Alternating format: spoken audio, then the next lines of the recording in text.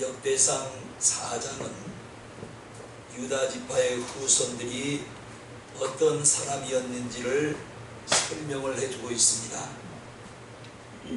본문의 주인공인 야베스는 유다 지파에 속한 사람이었던 것 외에는 자세한 기록이 되어 있지 않습니다. 그리고 그의 업적이나 환경에 대한 기록도 없습니다. 9절과 10절에서 짤막하게 그가 어떤 사람이었는지를 설명해주고 있을 뿐입니다. 성경은 인명사전이 아닌 것입니다. 그러나 창세기부터 계시록까지 수를 셀 수 없는 많은 사람들의 이름이 기록되어 있습니다. 복을 받은 사람과 저주받은 사람과 성공한 사람과 실패한 사람들, 그리고 구원받은 사람들, 구원받지 못한 사람들을 대별을 시켜놓고 있는 것입니다. 아브라함, 이삭, 야곱, 요셉처럼 그 생애를 길게 다루고 있는 인물들도 있지만 단 한마디로 끝나는 인물들도 적지 않게 기록되어 있습니다. 본문의 주인공인 야베스는 그의 업적과 생애에 대한 기록은 길지 않습니다. 그러나 그는 기도의 사람이었고 기도로 근심을 해결한 사람이었음을 본문은 말씀하고 있습니다. 그러면 9절 10절 중심으로 야베스를 통해서 주시는 교훈이 무엇인지를 보기로 하겠습니다. 첫 번째, 본문 9절을 보시면 이렇게 기록했습니다. 그는 그 형제보다 존귀한 자라 그랬습니다. 존귀한 자는 존경받는 사람을 말하는 것입니다. 그가 어떻게 다른 형제들보다 존경을 받고 사랑을 받게 되었는지에 대해서는 설명이 없습니다. 그러나 야베스는 존귀한 사람이었습니다. 하나님이 그렇다면 그런 것입니다. 이 세상에는 돈도 많고 또한 권력도 있고 공부들을 많이 했지만 대중들에게 존경받지 못하고 또한 지탄받는 사람들이 허다하게 많이 있습니다. 그러나 돈도 권력도 공부도 많이 하지 못했지만 의외로 존경받는 인물들도 많이 있습니다. 그러므로 우리의 희망사항이 있다면 돈 많고 권세도 있고 스펙도 많이 쌓고 이해심과 배려심이 많고 겸손과 온유한 사람이면 다른 사람들의 존경을 받는 인물들이 될 수가 있는 것입니다. 존경은 그 사람의 인격과 삶이 인정을 받을 때 성립이 될 수가 있고 어떻게 사느냐 무엇을 하느냐에 따라서 존경받으니 결정이 되는 것입니다. 고리되고 업자를 해서 돈을 많이 벌었고 불법 투기와 그리고 다단계나 마약 밀수로 부자가 되었다면 그런 사람은 아무리 돈이 많아도 존경을 받을 수가 없을 것입니다. 쉽게 버는 돈은 쉽게 없어지는 것입니다. 이렇게 떼돈을 벌어서 낮과 밤을 주색잡기와 도박으로 탕진을 한다면 그 역시도 존경받지 못할 것입니다. 그래서 돈은 바르게 벌어야 하고요, 바르게 써야 하나님이 기뻐하시는 것입니다. 권력도 정직하게 잡아야, 그리고 정직하게 권력을 휘둘러야 정말로 모든 사람 앞에 존경을 받을 수가 있는 것입니다. 우리의 신앙생활도 바르게 믿고 신앙인답게 바르게 살아야 존귀한 자가 될 수가 있는 것과 같습니다. 훗날 우리의 뒤를 따라오는 우리의 신앙 후배들이 있습니다. 우리의 삶을 바라보는 사람들로부터 지탄을 받아서도 손가락질을 당하거나 욕을 먹어서도 안 될 일입니다. 참으로 저 사람은 위대한 믿음의 사람이었다는 칭송을 받지는 못할지언정 신앙으로서 최소한도 우리 후진들에게 손가락질을 당하거나 욕을 먹지 말아야 하는 것입니다. 그러려면 우리 모두는 인격적으로나 신앙적으로나 교회나 본이 되고 모두에게 존경받는 사람들이 되어야 할 줄로 믿습니다.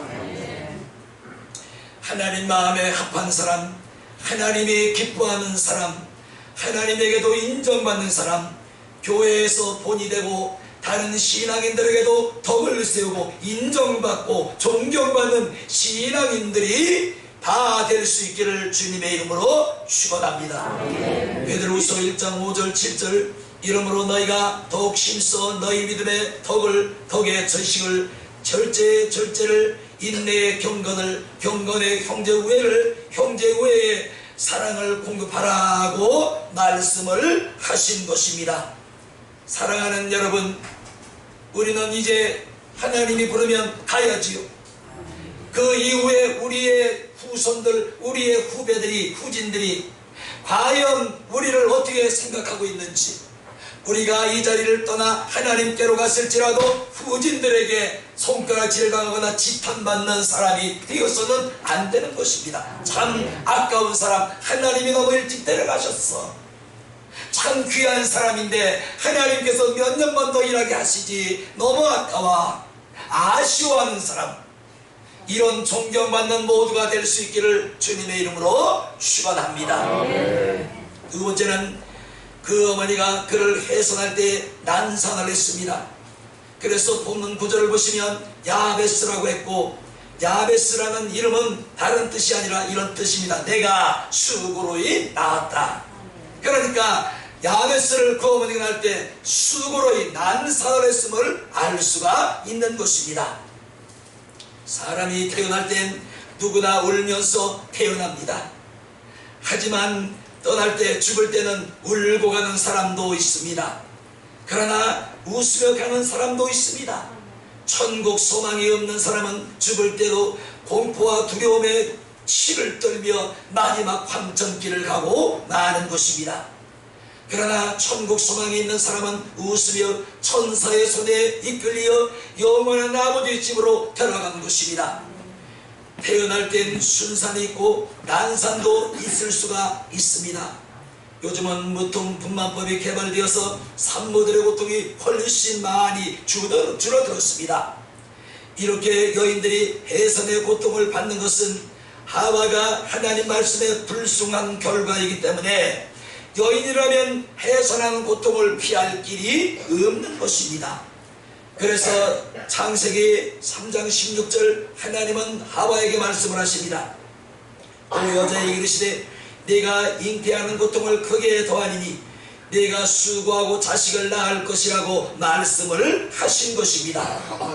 우리 모두는 어머니의 수고로 태어난 사람들입니다. 여자인 어머니의 수고가 없었다면 나나 여러분이나 이 땅에 나오지 못했을 것입니다. 하지만 한평생 그 수고와 근심을 자식들이 걸머들 채 살아갈 필요는 없는 것입니다. 왜냐하면 어머니의 수고함은 하나님 말씀의 하와의 불순종으로 온 결과물이기 때문에 우리가 어머니의 해산의 고통을 덜어주거나 덜할 수는 없는 것입니다. 그저 우리가 할 것은 우리를 수고로 이 땅에 나오게 하신 어머니와 부모님을 위해서 공경하는 것입니다. 이게 하나님의 뜻인 것입니다. 출애굽기 20장 12절 내 부모를 공경하라. 그리하면 너의 하나님 여호와가 네게 준 땅에서 네게 생명이 길게 하리라. 에베소 6장 1절 2절 자녀들아 너희 부모를 주 안에서 순종하라. 이것이 옳으니라. 내 아버지와 내 어머니를 공경하라. 이것이 약속 있는 첫째 계명이니 이는 네가 잘되고 땅에서 장수하리라고 말씀을 하고 있는 것입니다. 어머니가 나를 낳을 때 수고한 것을 우리가 고민하고 근심하고 걱정한다고 해결할 방법이 없습니다. 하나님이 그렇게 말씀을 하셨기 때문에 하나님 말씀대로 우리 낳아준 부모님들은, 여자 부모님들은 그런 고통을 당하는 것뿐인 것입니다. 그러므로 우리를 이 땅에 나오게 해준 어머니에게 우리가 할 일은 다른 거 없습니다. 말씀처럼 공경해드리면 됩니다. 효도하면 됩니다. 그것으로 우리가 할 일은 끝까지 하는 것입니다. 그러므로 우리는 부모에 대한 근심 걱정을 떨쳐버리고 부모님들을 주의 섭리에 온전히 맡겨드리고 공경하며 기도해야 될 줄로 믿습니다. 이게 우리를 낳아준 어머니에 대한 최소한의 도리요 효도인 것입니다. 공경하십시오. 하나님을 공경하듯이 여러분을 이 땅에 나오게 진 부모님에게 공경하시기를 주님의 이름으로 축원합니다. 절대로 불효는 하지 마세요. 세 번째, 야베스의 기도의 응답의 내용을 보기로 하겠습니다. 10절 본문을 보시면 야베스가 이스라엘 하나님께 하려 가로되 했습니다. 야베스가 하나님께 드린 기도의 내용과 받은 응답 내용이 기록되어 있습니다. 그 기도의 제목을 보니 이렇게 야베스가 기도를 합니다. 복에 복을 더하사 지경을 넓혀달라고 했습니다. 야베스는 이미 하나님에게 받은 복이 있었지만 하나님이 주신 그 복 위에 복을 더해달라는 기도를 청원하고 있는 것입니다. 이게 야베스가 잘못된 정욕의 기도가 아니냐? 그렇지 않아요. 오늘 야베스의 기도는 정정당당했습니다. 이미 하나님이 나에게 주신 복이 있지만 그 복 위에 복을 더하여 달라는 것은 기복신앙이 아닌 것입니다. 한번 기도했으면 끝이라고요? 아니요. 응답할 때까지 기도는 하는 것입니다. 응답이 어떻게 어떻게 될 거예요? 그러므로 요한복음 1장 16절에 우리 예수님을 세례를 주었던 세례 요한이 이런 말을 합니다. 은혜 위에 은혜로라 이렇게 말씀을 합니다.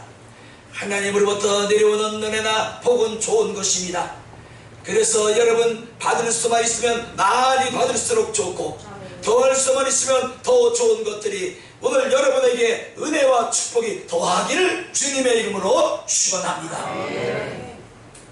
저는 뺄셈보다 더하는 셈을 좋아합니다. 나누는 것보다는 곱셈을 더 좋아합니다. 100에 100을 더하면 200이 되지만 100에다가 100을 곱하면 1만이 되는 것입니다. 9,800이 차이가 나는 것입니다. 1000에다가 1000을 더하면 2000원이 되지만 1000 곱하기 1000은 100만이 되는 것입니다. 그러므로 우리 하나님은 우리에게 주시는 축복과 은혜는 덧셈이 되고 곧셈이 되어서 흔들어 넘치도록 채울 것이 없도록 우리에게 부어주시는 하나님이신 것입니다. 그러므로 여러분 지금 받은 복이 있다면 그 복 위에 복을 더 달라고 구하는 건 절대로 기복신앙이 아닌 것입니다. 말씀대로 기도하는 것입니다. 그러므로 우리의 신앙도 날이 갈수록 덧셈이 되어지요. 우리의 신앙도 날이 갈수록 곱셈이 되어야 합니다. 그래서 달이 갈수록 우리의 신앙과 우리의 믿음이 곱셈이 되고 또 덧셈이 되고 또 곱셈이 되고 덧셈이 되어서 하나님 앞에 영광을 돌리는 우리의 신앙이 되어야 할 줄로 믿습니다. 시편 107편 9절 저가 사모하는 영혼을 만족해 하시려 주인 영혼에게 좋은 것을 채워주시니라. 저가 사모하는 영혼을 만족해 하시려 좋은 것들을 주인 영혼에게 채워주시는 하나님이시래. 사랑하는 여러분, 하나님의 은혜에 굶주리지 않고 있나요? 하나님의 은혜에 배고프지 않나요? 하나님의 축복이 배고프지 않나요? 하나님이여 내게 주신 은혜 위에 은혜를 더하여 주시고 하나님이여 내게 주신 복 위에 복을 더하여 주시옵소서. 마땅히 여러분이 구할 기도의 제목이에요.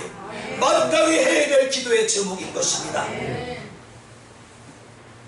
그래서 기도의 사람 야베스는 복의 복을 더하사 자신의 지경을 넓혀달라고 기도했던 것입니다. 지경이라는 것은 땅의 경계를 말합니다. 본래 우리의 경계가 만주 몽골까지였습니다. 그런데 빼앗기고 좁아져서 휴전선 이남으로 작아지고 말았습니다. 캐나다, 중국, 미국, 러시아 등은 우리보다 땅 넓이가 30배, 50배가 더 큰 나라들에 비하면 우리 남한 땅은 너무나 비좁습니다. 캐나다에 있는 나이가라 폭포를 구경한 한국 사람이 있었습니다. 절경이 장관이었습니다. 동해에 있던 한국 친구에게 이 폭포 뚝 떠다가 한강에 옮겼으면 좋겠다고 했더니 다른 친구가 하는 말이 이건 고조져도 한국에 갖다 놓을 수가 없다고 했습니다. 왜냐하면 나이가라 호수에 물을 흘러보내는 온타리오 호수도 함께 옮겨야 되는데 이 호수 크기가 얼마나 큰지 남한 땅 크기만 해서 고조져도 옮길 수가 없다고 한 것입니다. 한 나라의 땅다리가 좁은 것은 다른 나라와 바꿀 수가 없습니다. 우리 대한민국이 미국의 한 주보다 작고요, 중국의 한 성보다도 작은 게 우리 대한민국 땅인 것입니다. 이렇게 크지 않은 땅덩어리를 경상도로 갈라놓고, 전라도로 갈라놓고, 충청도로 갈라놓고, 강원도로 갈라놓고, 제주도로 갈라놓고, 각 지역을 갈가기 찢어서 지역 감정을 부추기고 민족 화해를 가로막고 한탕하려는 정치꾼들이 있습니다. 마음 아프지 않나요? 정치꾼들, 정치인들이 나와야 되는데 정치꾼들이 이 대한민국 좁은 땅덩어리를 갈갈기 찌개서 서로 그냥 지역 감정으로 상하게 만들고, 나라가 눈만 뜨면 시끄러워서 뉴스를 볼 수가 없어요. 참 마음 아파요. 이제 우리라도 마음을 넓힙시다. 세계를 내 품에 믿음으로 품읍시다. 그리고 영적인 호흡을 크게 합시다. 할렐루야. 믿음으로 세계를 품고 영적인 호흡을 믿음으로 크게 합시다. 야베스처럼 믿음의 비전을 세우시고, 주여 내게 보게 주신 그 복 위에 축복을 더하소서. 내게 주신 은혜 위에 은혜를 더하소서. 내게 주신 지경 위에 지경을 더하여 주시옵소서. 이건 기복신앙이 아닌 것이지요.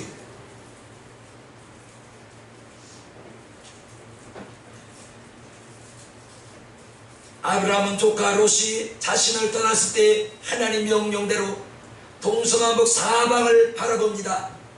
그 다음에 하나님께서 아브라함에게 말씀을 합니다. 아브라함아, 내가 오늘 바라보는 그 땅을 내게 주리니 너는 종으로 행으로 행하여 보라. 내 발로 밟는 그 모든 땅을 내가 내게 주리라. 할렐루야. 그 땅이 오늘 이스라엘 땅인 것이. 히브리 11장 1절, 믿음은 바라는 것들의 실상이요 보지 못하는 것들의 증거라고 말씀을 하셨습니다. 아멘. 여러분, 믿음은 바라는 것들의 실상이 된대요. 지금은 실상이 아니지만 믿음은 바라보는 그 믿음대로 실상을 만들어 주는 것입니다. 아멘. 보지 못하는 것들의 증거를 만들어 주시는 것입니다. 그게 믿음이에요. 아멘. 오늘 믿음으로 하나님이여 내게 건강을 주셨사오니 건강 위에 건강을 더하여 주시옵소서. 내게 평안을 주셨사오니 내게 평안의 평안을 더하여 주시옵소서. 주여 내게 복을 주셨사오니 이 복 위에 복을 더하여 주시옵소서. 나에게 지경을 주셨사오니 지경을 넓혀 주시옵소서. 이거는 기복이 아니에요. 오늘 야베스가 하나님 앞에 믿음으로 구한 그 기도를 우리가 그대로 하고 있는 것입니다. 이제 본문은 환난을 벗어나고 근심을 해결하는 비결을 우리에게 제시해주고 있습니다. 그것은 주의 손이 나를 도우셔야 가능한 것입니다. 우리가 아무리 복에 복을 더하고 지경을 넓혀달라고 기도를 하고 건강에 건강을 더해달라고 기도를 하고 평안 중에 평안을 더해달라고 기도할지라도 하나님의 주의 손이 나를 돕지 않으시면 모든 게 숲으로 돌아가고 마는 것입니다. 우리가 말하는 근심이라는 단어가 있습니다. 메리조 그러지요. 이 말은 분리하다 나누다는 말과 누스 마음이라는 합성어가 합쳐진 말이 근심인 것입니다. 그러므로 근심이란 마음이 둘이나 셋으로 분리되고 나눠지는 것을 말하는 것입니다. 찰스 슈엔들은 우짠한 책에서 이렇게 기록했습니다. 마음의 기쁨을 앗아가는 세 가지 요인이 있다고 그랬습니다. 하나는 근심인데 근심이란 일어날지 일어나지 않을지도 모르는 일에 대하여 터무니없이 염려하는 것을 근심이라고 하는 것입니다. 그런데 더 심각한 것은 우리가 근심하고 염려하는 것들이 대부분 다 99%가 일어나지 않는 근심이고 염려인 것입니다. 제가요 얼마나 이 근심 걱정이 많으면 면회증 따기 전에 지방을 가려면 며칠 전부터 이 내리에 큰 심걱정이 떠나질 않는 거예요. 그래서 내일 차를 타고 지방 가는 날이면 그날은 꼬박 잠도 한숨 못 자고 세웁니다. 가다가 사고 나면 어떻게 할까? 가다가 차가 굴러서 추락하면 어떻게 할까? 가다가 상대편에서 차가 끼어들어서 정면 충돌하면 어떻게 할까? 그래서 차를 타고 가는 내내 다른 사람은 잠도 참 잘 자요. 달려만 그냥 앉으면 코를 드렁드렁 자는 나는 잠을 못 자겠는 거예요. 불안해서. 그래서 이놈의 손잡이를 잡고 몇 시간을 타고 가면 목적지 가면 이 팔이 팍 해가지고 힘이 쭉 빠져요. 그래서 저 맞은편에서 차가 반대차로 오면은 손잡이를 이렇게 내가 발로 브레이크 맞추게 자꾸 쥐어. 그런데 사고 날 게 안 나와요. 내가 차 안에서 힘을 주고 손잡이를 잡고 브레이크를 밟고 악셀을 밟는다고 사고 날 게 안 나냐 이 말이지. 사고와는 관계가 없어요. 그렇게 제가 두려움이 많고 근심이 많고 염려가 많아서 정말 다른 사람이 운전하고 시골 가는 차를 타려면 그날 그 전날은 한숨도 잠을 잘 수가 없는 거예요. 정말이에요. 그런데 내가 면허증을 취득해서 운전을 해보니까요, 그런 게 싹 없어져. 내가 느끼는 게 뭐냐면 내 뒤에 타 있는 다른 사람들이 나같이 공부증은 없을까? 근심하는 사람이 있겠지? 걱정하는 사람이 있겠지? 충돌하면 어떻게 할까? 차가 엎어져가면 어떻게 할까? 뭐 이런 걱정하는 사람이 있겠지. 그래서 절대로 저는 과속을 안 합니다. 안전운전 하지요. 많이 가야 110 이상은 안 밟습니다. 또 가디말이 그렇게 강하지도 않아요. 110이면 끝이요. 아무리 밟아도 나가고 싶어도 안 나가. 브레이크를 딱 조정시켜놨기 때문에. 그래서 운전하는 사람은 좀 빨리 갈 스릴이 있는데 뒤에 탄 사람들은 생각해야지요. 아무래도 뒤에 탄 사람들은 차가 빨리 가면요, 이리 흔들고 저리 막 빠져다니면 아이고 말은 못해요. 여러분 다 그렇잖아요. 그래 뒤에 탄 사람들을 근심 걱정을 덜어주려고 저는 아주 안전운전을 합니다. 그런데 예외가 있어요. 사모하고 둘이 갈 때는 안전을 안 지킵니다. 막 갑니다. 진짜예요. 그래서 사모님 하는데 좀 천천히 가요. 좀 천천히 살살 가요. 그래도 살살 가는데 가고 싶은 데로 가는 거지. 다른 바이크 타면 꼭 안전운전 하는 거예요. 살살 갑니다. 그분들에게 안정을 줘야 되니까. 저 목사가 저 운전하는 거 보니까 참 성질도 개떡같다. 저 성질머리. 내가 저 차 운전하는 거 보니까 목사 성질머리 다 알겠다. 이런 집단은 받지 말아야 되죠. 그래서 안전운전합니다. 그러니까 불안하신 분은 어디 교회에서 야외 갈 때 다른 분 차 타지 말고 제 차 타세요. 제가 운전하는 거. 그러면 안전합니다. 아니, 다 운전 우리 권사님 다 잘하시고 장로님들 다 잘하세요. 이렇게 우리가 하는 근심이 일어날지 일어나지 않을지 모르는 일에 대하여 터무니없이 미리 근심하고 염려하는 것이라고 했는데, 우리들이 하는 대부분의 근심과 걱정과 염려들은 일어나지 않습니다.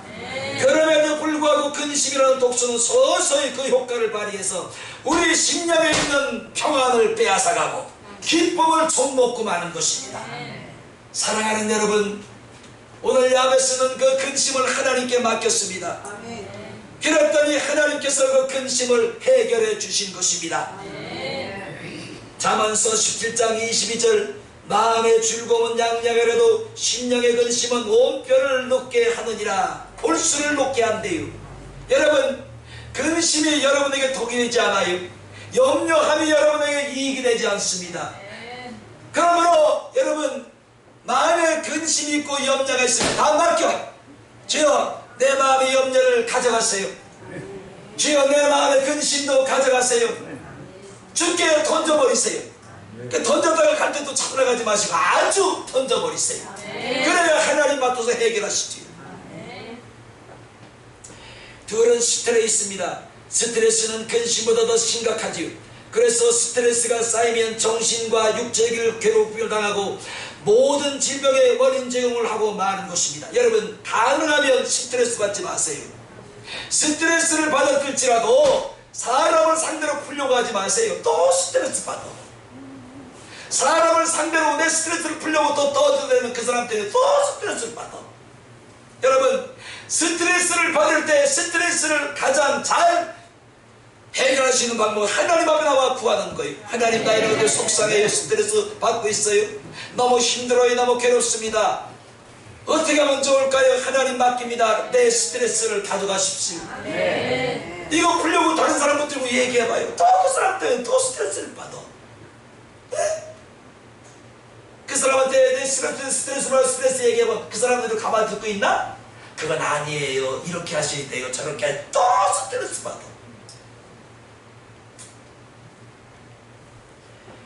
이렇게 스트레스가 쌓이고 쌓이면 정신적으로도 육체적으로도 괴롭히고 모든 질병의 원인이 되고 마는 것입니다. 여러분, 이 시간 여러분이 가지고 나온 스트레스가 있나요?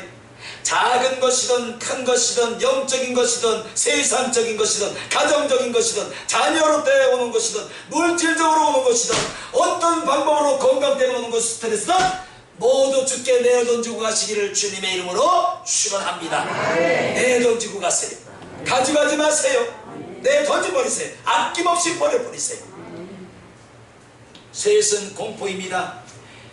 공포는 위험이나 불행과 고통이 있을 때 무섭게 우리 심령을 두려운 마음으로 와서 망가뜨리고 마는 것입니다. 그래서 여호수아 1장 9절에 하나님은 여호수아에게는 말씀을 하십니다. 내가 네게 명령하는 것이 아니겠느냐. 너는 마음을 강하게 하고 담대히 하라. 두려워 말라. 놀라지 말라. 네가 어디로 가든지 네 하나님 여호와가 너와 항상 함께 하시느니라고 말씀을 하십니다. 아멘. 여호수아야, 내가 네게 명하는 것이 아니겠느냐. 하나님이 명하신대요. 너는 마음을 강하게 하라. 넌 마음을 담대히 하라. 두려워하지 말라. 놀라지 말라. 내가 어디로 가든지 내 하나님 여호와가 너와 함께 하시느니라. 두려워하지 마세요. 이 두려움이라는 것은요, 다른 말로 공포입니다. 공포. 이게 바로 이 두려움과 공포가 여러분의 심령을 병들게 해버리는 거예요. 강하고 담대한 심령을 약하게 만들고 약한 심령을 병들게 만들고 병들게 만들어서 공포와 두려움 속으로 우리 심령을 끌고 들어가 버리는 것입니다. 오늘 무엇 때문에 공포가 있나요? 두려움이 있나요? 내가 네게 명하는 것이 아니냐. 너는 마음을 강하게 하라. 담대히 하라. 내가 너와 영원히 함께 하리로다. 던져버리세요. 그냥 가지고 마세요. 그러므로 근심과 스트레스와 공포는 기쁘게 살려가는 우리 심령을 마구잡이로 공격해서 파괴하는 악성 바이러스와 같은 영적인 원수인 것입니다. 오늘 공포와 두려움의 영적인 원수를 예수 이름으로 짓밟으시기를 축원합니다. 예수 이름으로 짓뭉개시기를 축원합니다. 그래도 못하시길 그는 주께 맡기세요. 주께서 여러분 반드시 책임을 지시리라 믿습니다.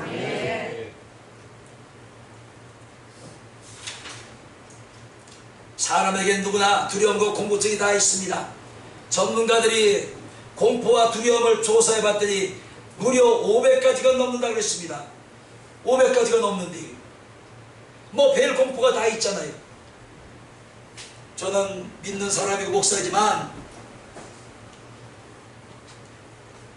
건강검진을 받으러 갈 때 위내시경, 장내시경, 뭐 혈액검사 오래 다 했는데요. 혹시 이게 또 뭐 위장에 무슨 암이 있는 건 아닌가? 혹시 요즘에 변비가 심한데 혹시 대장에 암이 있는 건 아닌가? 아니 여러분, 나이가 60이 넘으면요, 그럼 그 의심 걱정 다 있다니까요. 그 때문에 믿음이 없는 게 아니에요. 믿음이 있는데도 그런 공포와 두려움이 오는 거예요. 그러면 기도하지요. 예수 이름으로 명령하니 공포와 두려움은 물러갈지어다. 내게서 물러갈지어다. 그럼 하나님이 금방 공포와 두려움을 물리쳐 주시고 마음의 평안을 주시는 거예요. 아무 이상 없구나. 있으면 또 어떠냐. 하나님이 하시겠지. 아이고, 하나님 앞에 기도하는데 저분이 듣지 않으겠어요? 저분이 들으시고 합하면 고쳐줄 것이고 이상이 있더라도 뭐 시간 내서 불러가실 때가 되면 불러가시겠지. 그 둘 중에 하나겠지. 뭘 두려워하겠어요. 아멘. 그런데 건강검진을 받고 이번에 장에서요 선종을 3개를 떼어냈대요. 선종이 뭐냐면 용종보다 큰 것을 선종이라고 그랬대요. 1cm 이상 자란 거랍니다. 그런데 그 선종은 의사가 얘기하는데 10개면 3개가 암으로 간다는 겁니다. 30%가 암으로 진행된대요.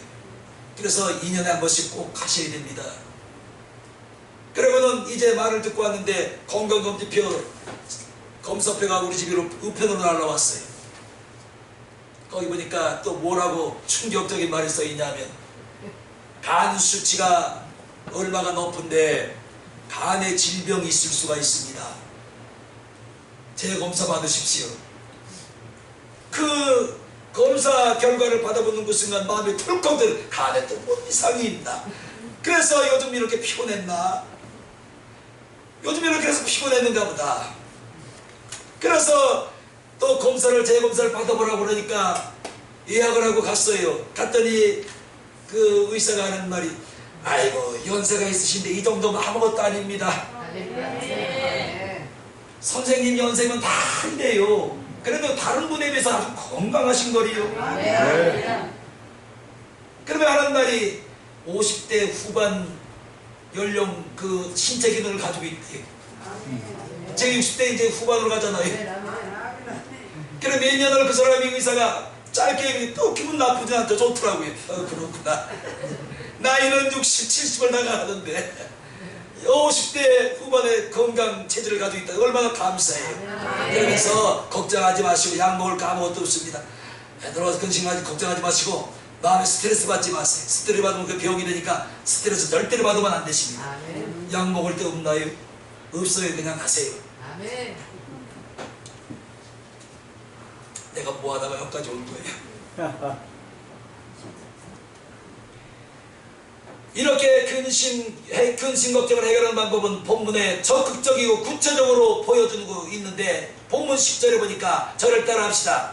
주의 손으로 나를 도우사 환난에서 벗어나 근심이 없게 하옵소서. 자 여기 보니까 주의 손으로 나를 도와달래요. 그래서 나로 환난과 근심에서 벗어나 근심이 없게 하옵소서. 요한복음 10장 1절 주님도 말씀했습니다. 너희는 마음에 근심하지 말라. 하나님을 믿으니 또 나를 믿으라. 베드로전서 5장 7절 너희 염려를 주께 다 맡겨버리라. 이는 저가 너희 권고하심으로 너희를 권고하심이니라. 이 세 구절 말씀을 합보면 근심 해결하는 비결은 하나님께 맡기는 것이고 맡기면 하나님이 없애주시는 거예요. 다른 거 없어요. 오늘 근심을 가지고 왔나요? 맡겨요. 걱정을 가지고 왔나요? 맡겨요. 두려움을 가지고 왔나요? 맡겨요. 공포를 가지고 왔나요? 맡겨요. 그러면 하나님이 맡아주시고 해결해 주시는 겁니다. 하나님께 입을 열어 맡기는 것을 기도라고 합니다. 오늘 본문은 야베스에게 어떤 환난과 근심이 있었는지 언급이 없기 때문에 알 수는 없습니다. 그러나 분명한 것은 야베스가 크고 큰 시련을 겪었고 그것 때문에 근심에 빠져 있었던 것입니다. 여러분 그것은 낙심하거나 포기하지 않고 하나님을 향하여 주의 손으로 나를 도우사. 여러분 아멘만 하세요. 하나님을 향하여 주의 손으로 나를 도우사 환난과 근심을 없애 주시옵소서. 그런데 응답이 됐을까요? 안 됐을까요? 응답이 됐어요. 맡겼으니까 된 거예요. 중요한 것은 결과지요. 하나님이 그 구하는 것을 허락하셨더라. 하나님께서 그 구하는 것을 허락하셨더라. 지체지 않고 허락하셨더라. 오늘 여러분의 모든 기도를 허락받고 가시기를 주님의 이름으로 축원합니다.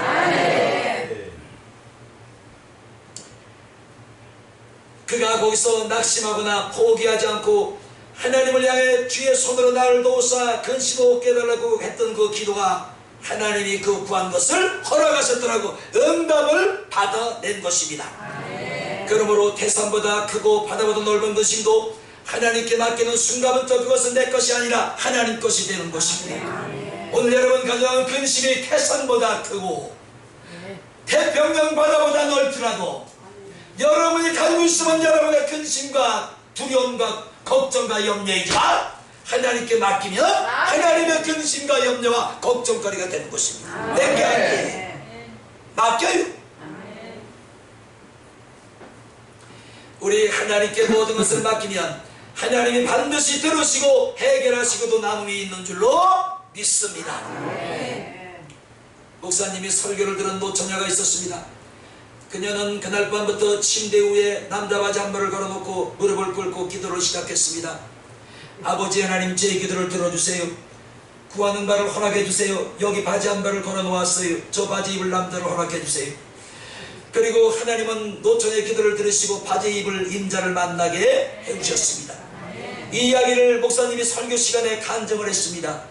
그런데 이 이야기를 심각하게 듣고 있던 한 형제가 있었습니다. 몇 주가 지난 후 그의 형제 어머니가 목사님을 찾아와 상담을 요청을 합니다. 상담 내용은 목사님이 설교를 듣고 난 그날부터 자기 아들이 침대 머리맡에 여자 스커트를 걸어놓고 주님, 이 스커트 입을 사람을 저에게 주십시오. 기도를 하고 있는데 혹시 정신 이상이 있는 건 아닌지 걱정스럽습니다.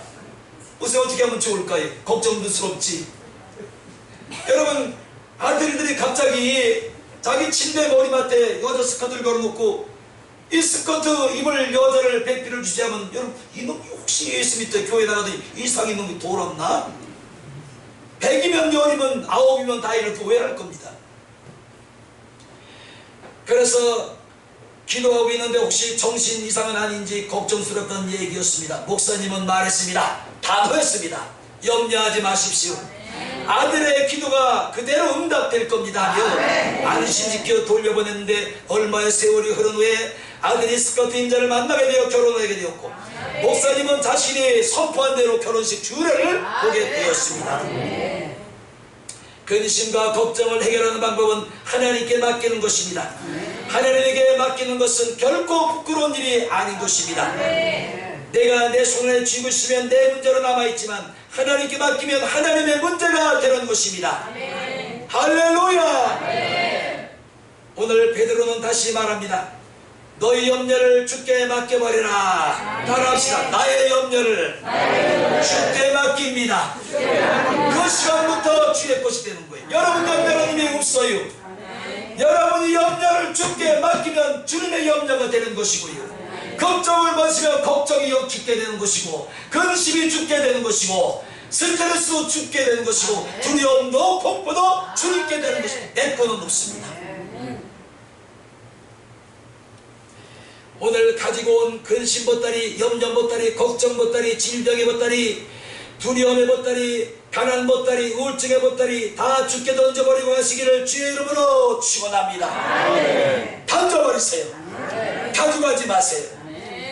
그거 갖다 뭐어디다 쓰려고 그랬어요? 야베스의 이야기는 하나님이 그 구한 것을 허락하셨다로 끝이 났습니다. 그러나 영어로 치면 해피엔딩이에요. 근심 걱정으로 하나님을 찾아왔는데 하나님께 맡기고 났더니 근심 걱정이 온데간데 싹 하고 날아가 버린 거예요. 해피엔딩. 잠언 10장 22절 여호와께서 복을 주심으로 사람으로 보하게 하시고 근심을 겸하여 주지 아니하시느니라. 아멘 좀 해보세요. 제가 다시 읽어드릴게요. 여호와께서 복을 주심으로 사람을 보하게 하시고 근심을 겸하여 주지 아니하시느니라. 하나님은 우리에게 복을 주시는데 근심을 겸하여 주지 않는다는 거예요. 근심은 하나님께 아닙니다. 마귀의 것입니다. 세상으로부터 오는 것입니다. 오늘 세상으로부터 오는 근심, 걱정, 염려, 공포, 두려움을 주께 맡기시고 사정없이 인정사정 던져버리세요. 그러시고 가벼운 마음으로 돌아가시기를 주님의 이름으로 축원합니다. 사람은 나를 괴롭게 하고 근심 걱정의 질곡으로 끌고 가지만 하나님은 내게서 근심을 물려주시고 기쁨과 평안을 물붓듯이 부어주시는 하나님이십니다. 시편 122편 7절 내 성 안에는 평강이 있겠고 내 궁정에는 형통이 있으리라. 하나님 안에 있는 여러분에게는 평강이 있답니다. 하나님의 구 안에 있는 여러분에게는 형통이 있답니다. 근심 걱정의 반대는 기쁨이요 평안입니다. 오늘 기쁨을 가져가세요. 평안을 가져가세요. 할렐루야. 털어버리고 근심 걱정을 털어버리고. 유행가 중에 그런 거 있잖아요. 근심 걱정을 털어버리고 다 함께 차차차. 그 노래 부른다고 근심 걱정이 없었죠? 근심 걱정을 털어버리고 다 함께 차차차 차차차 차차차 한다고 근심 걱정이 없어지냐고.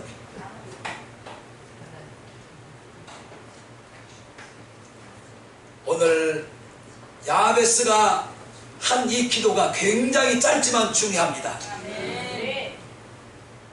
하나님이여 내게 복의 복을 더하여 주시옵소서. 나의 지경을 넓혀주시고 내 마음의 근심 걱정 고통과 공포와 두려움을 제하여 주시옵소서. 하나님이 그 구한 것을 허락하셨더라. 허락 받으셨어요? 가져가지 마세요. 자, 우리 기도합시다.